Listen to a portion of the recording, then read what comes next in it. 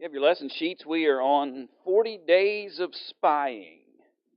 40 days of spying. A lesson out of Numbers chapter 13.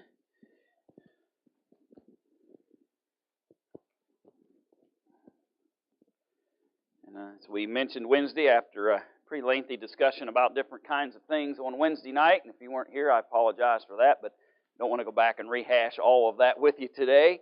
I will simply end that discussion by saying, after further review of Exodus chapter 34, I have decided it is the most confusing chapter in all of Scripture. And that's the absolute truth. I know less today than I did last Wednesday when I came in here after going back and re-examining it. And someday when I figure it out, I'll share with you what I have figured out. But anyway, we want to move on. We're talking about this history of Old Testament history in particular, and we're kind of doing it in somewhat of an unusual way in trying to just use this number 40 as it comes up, whether it's 40 days or 40 people or 40,000 or something like that, and just kind of walking through the Bible when that number happens to come up.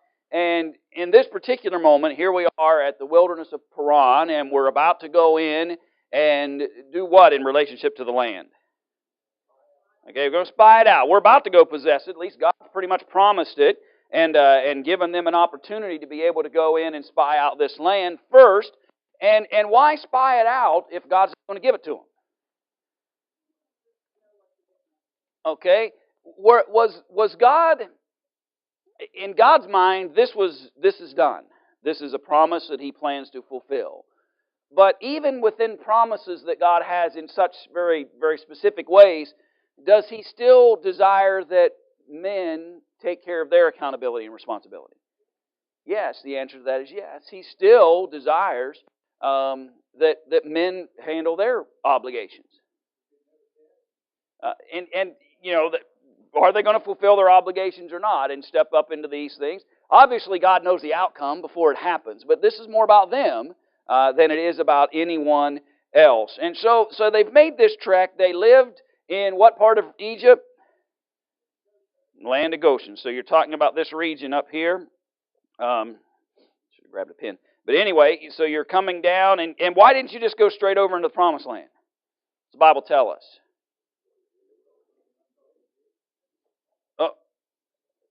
It would be too hard. If you go back and study that history, God basically tells them it will be, if you go in and you're going to have to deal with them Philistines right off the bat, and you've been nothing but slaves and workers, laborers for a long, long time, and for longer than, it's somebody, Bonnie, I think mentioned the other day, longer than we've been a nation here in this country. They had been slaves in Egypt, and so that's all they knew. Well, I guess weren't all slaves that whole time. I should retract that a little bit. But they had become slaves and become laborers, so God knows if He sends them into a direction that's going to put them in conflict, in battle with other nations right off the bat, that's not going to work. That's why this weird route. You're coming from up here, top left of the screen. You're coming from the land of Goshen, and you could have just gone due east and right into the Promised Land. But you come way south, and you end up circling back around and land here at the wilderness of Paran on the doorstep now of the Promised Land. And they're told to go in and spy out the land. And what's the role of these spies?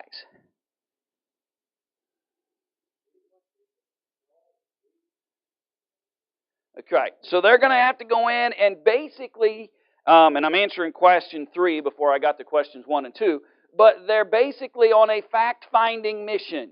And we're going to talk about the significance of that as we move forward in our study together. And so you can see this basic region. And so we end up in the wilderness of Paran, go spy out the land, but that's not going to work out.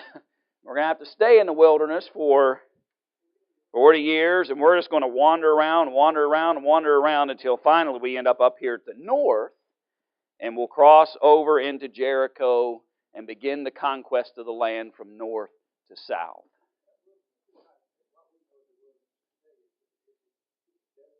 Yeah, it's just desolate. I had some photos and then decided not to throw them up here, but yeah, you're just talking about a desolate kind of desert kind of place in this region. Okay, so here's where we are. We're right here in this wilderness of Paran, about to go in and possess the land that God had given them. And so I asked this question, then, how many spies were going to be sent? Where were they come from? And what one word description would describe each one to be chosen? Okay, so there were 12 spies. Okay, that's right. So there's 12 spies. Okay, one from each tribe. And they're all what? They're all supposed to be leaders. Okay. So it's obvious that you've had enough time to determine who has some leadership potential and who doesn't have much leadership potential. And you're going to be able to ascertain that and look out and find one man from each tribe. And so the second question, let's list them real quick. List the men in the tribes from which they came. And I asked the secondary question, did all the tribes have, I can't slide that screen that way, have representation in relationship to that. So who are they? From I can't help but think of SeaWorld. But Shemuel, let's call him that because I'm not thinking of SeaWorld all day, all right? And he's from where? From Reuben. Shaphat, okay, from Simeon. Who was from Judah? Caleb was. Who's from the tribe of Issachar? Egal, okay. From the tribe of Ephraim? Hoshea, the son of Nun. Interesting. Who is that? That's Joshua. We learned that a little bit, right? We learned that here in just a little bit, that Moses changes his name. I believe that's about verse 8 or so in the text. Changes his name to Joshua. That's kind of interesting. I didn't bring it up last week because we didn't have time to talk about anything hardly last Wednesday. But it's interesting that he gets named Joshua not until here. Not until you're here at the wilderness of Paran, about ready to go in and spy out the land, and they choose Hoshea, and Moses chooses to call him Joshua. But by the time Moses pens the record, events that happened prior to this, he calls him Joshua. I found that just intriguing a little bit, that he's referenced as Joshua back when they go, remember when they go up to the mount at Sinai, Joshua's with him, kind of an apprentice, if you will, and he's named Joshua in that text. But technically, he's not known as Joshua till sometime later. So Moses, as he pens this record, is referring to him after the fact.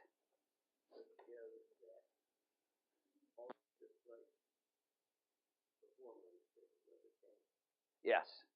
Yeah, this isn't necessarily, this isn't a diary where on a day-by-day basis, in a sense, you're penning what happened that day. This is history that unfolded, and then the record is made in hindsight, this is an illustration of that if he was writing it in a day-by-day basis, that would have been Hoshea that went up to Mount Sinai with him. So that's just an interesting tidbit of how some of that comes about. Okay, so from the tribe of Benjamin, who's that? Palti. From the tribe of Zebulun? Gadiel. From the tribe of Joseph? Okay, I'm misreading my own notes here for a second. Okay, from the tribe of Manasseh? Gadi. Is that right? Okay. From the tribe of Dan? Ammiel. From the tribe of Asher? Sether. From the tribe of Naphtali? Nabai, right? And from the tribe of Gad? Uel. Okay. So here's these 12 men. Now, I asked the secondary question, not to trip you up, but just to get you to think for a second. Were all 12 tribes represented? Yes and no. Yes and no. Who's missing in that list? Levi, right? Levi is, if you're talking technically about the 12 original, that includes Levi, right? Who also is missing technically from the list? Joseph is, because Joseph's tribe got split into Ephraim and Manasseh, okay, his two sons. And so when you think of the 12 tribes of Israel, you can think of them in two different ways. You can think about the original 12 that included Joseph and Levi among Reuben and Simeon and Issachar and Naphtali and all those. But you also see the 12 tribes represented in this fashion, where Joseph is not specifically named and Levi is not specifically named, but the two sons of Joseph are named. Why do each of these sons get kind of a representation? Because the history is related to Joseph. Okay, there's the specific, their tribes get special recognition because none of this is happening separate and apart from the fact that Joseph got sold into slavery and ends up in Egypt. And so his family history gets two representations as the history unfolds. Ephraim and Manasseh both get recognized. Why not the Levi? They're going to become the priest, right? And so you don't send priest in a military format. That's not their role. And so this is a military purpose to send these 12 men in to spy out the land. So Levi is not represented. So don't get confused by that. Sometimes you might think, well, wait a minute, which 12, is this the 12 tribes of Israel or not? Well, yes. If you're dealing with it from this perspective, these are the 12. If you're dealing with it from a literal perspective, then you take Ephraim and Manasseh out and you put in Joseph and Levi, the original 12 sons of Jacob. What did I?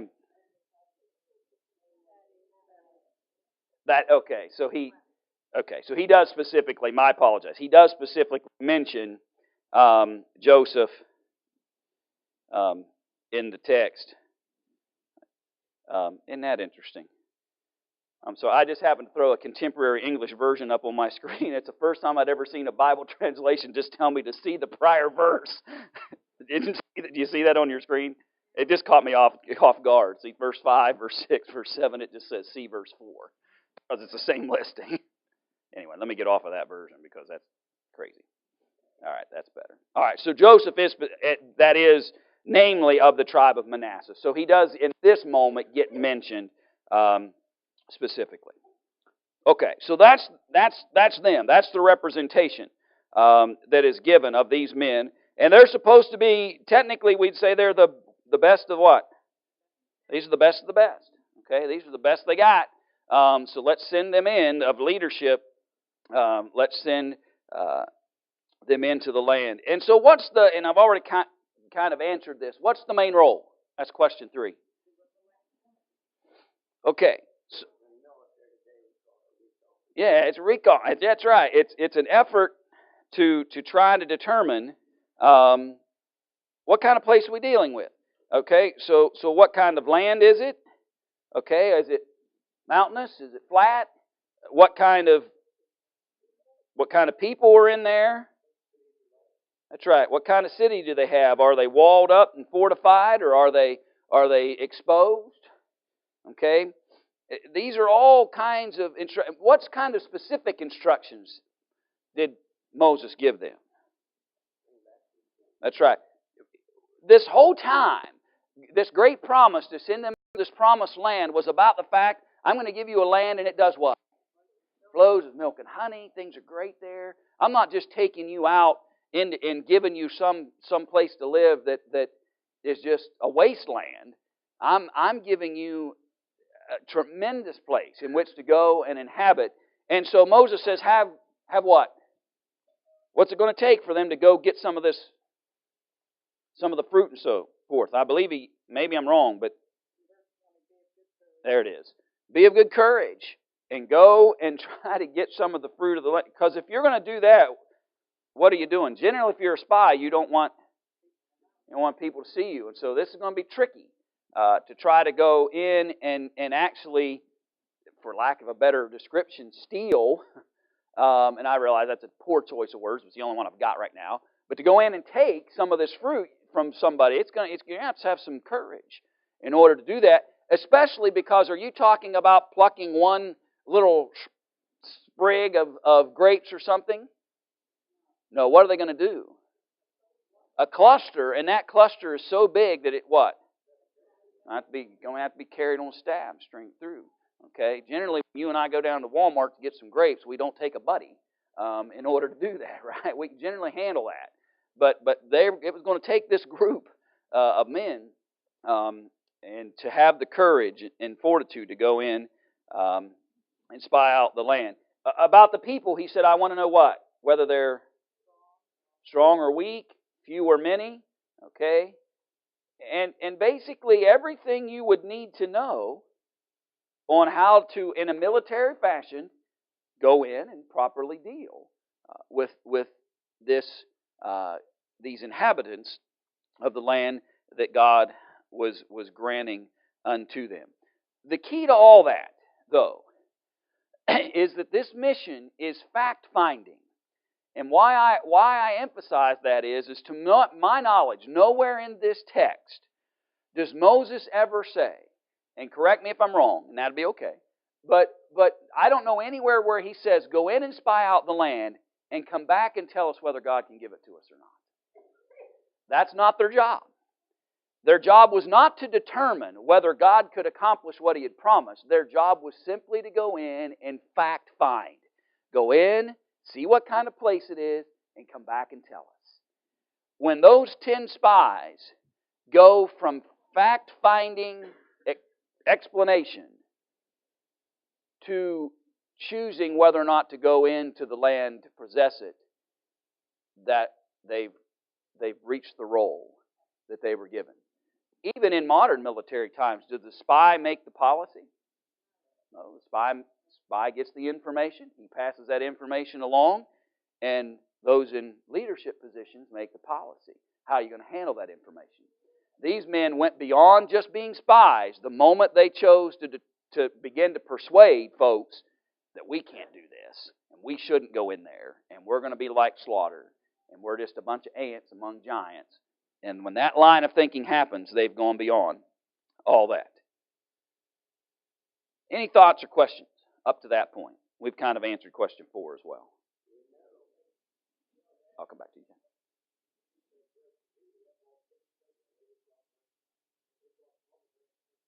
That's right.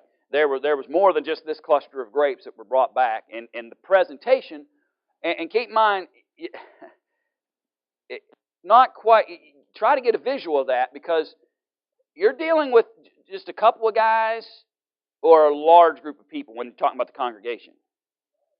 That's a large number. I've heard estimates as high as potentially 2 million people come out of Egypt. This is a large number of people. Even if that's the high end, somewhere below that's still going to be. So you've got a congregation, not that all, if there were 2 million, then not that all of them be able to visually see this, but you want to be able to represent what this land is like in a way that at least a large number of this population, especially their leadership who would have greater access, would be able to see the legitimacy of it. You come and hold up 2 grapes in front of 2 million people, that's not very impressive. But you come and show all the pomegranates and things that you were able to gather together and be able to have a visual display. This is what we found there. A greater impact upon the people. Yeah. They'd be able to see what they've been told all along. Go ahead, Jack.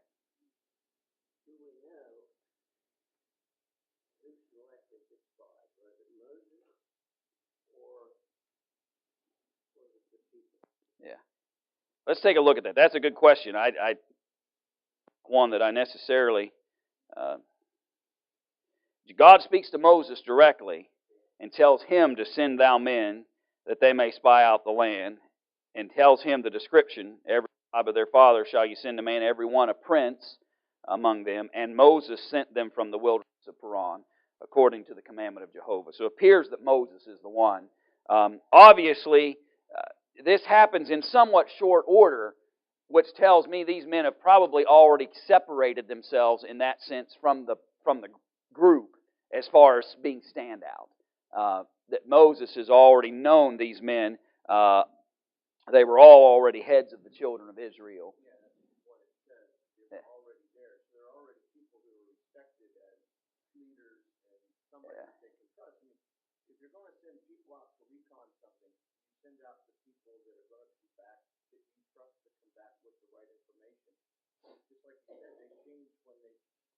determined that God can't do this. They weren't sent out for that. And the expectation as leaders, they wouldn't come back with that type of report. Yeah, it is there are lots of sad commentaries in this moment in history. But one of them is the fact that this is the best they've got. And 10 of them out of 12 have no faith in their Creator. And that creates a much sadder, when these guys are supposed to be the best there are among them, and 10 of them can't muster enough faith to trust God to do this. Do you have a question earlier, Dory? Are you about to prove that, by the way?